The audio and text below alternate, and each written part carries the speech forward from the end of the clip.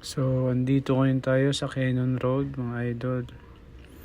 So, ang Cannon Road pala ay isa sa mga pinaka-iconic at makasaysayang daan sa Pilipinas. Matatagpuan ito sa hilagang bahagi ng Luzon at nagsisilbing isa sa pangunahing daan patungong Baguio City. Kilala ito sa makurbang daan, matatarik na bangin at mga tanawing kabigha-bighani tulad ng mga luntiang kagubatan, dumadaloy na ilog at mga talon sa gilid ng bundok.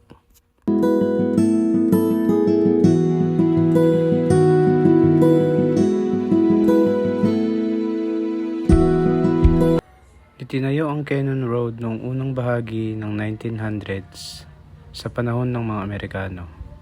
Sa konstruksyon nito, libo-libong manggagawa mula sa iba't ibang bahagi ng mundo, kabilang ng mga Pilipino, Hapon at Amerikano, ang nag-alay ng kanilang lakas at buhay upang mabuo ang daang ito.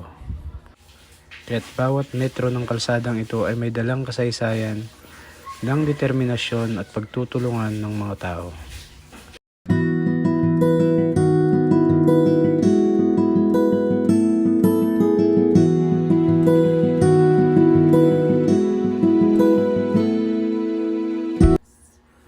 Isa sa pinakapopular na tanawin dito ang Lion's Head, isang higanting estatwa ng ulo ng leon na naging simbolo ng daan at larawan ng karanasang paakyat ng Baguio.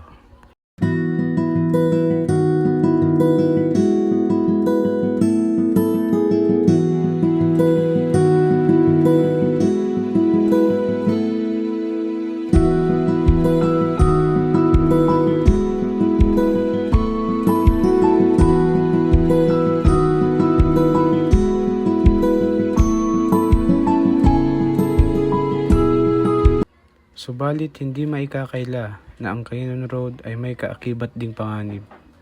Sa panahon ng tag-ulan, ito ay madalas isinasara sa publiko dahil sa banta ng landslide at pagguho ng lupa.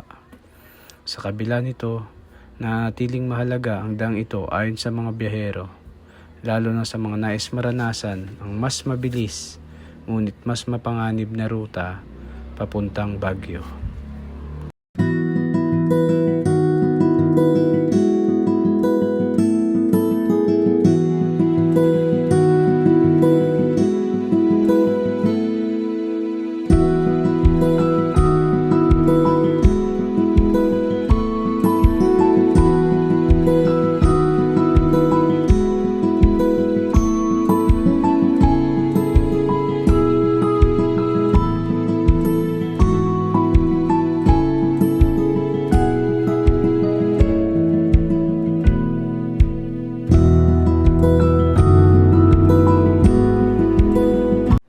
Sa huli, ang Cannon Road ay hindi lamang isang kalsada.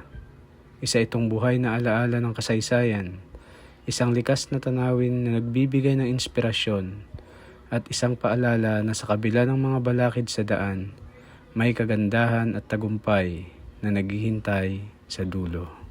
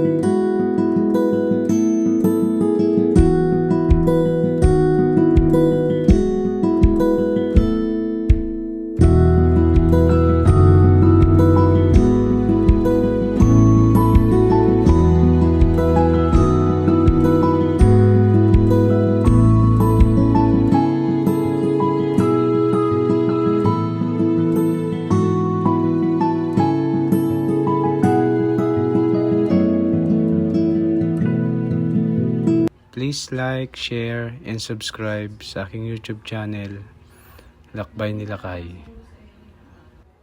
Maraming salamat!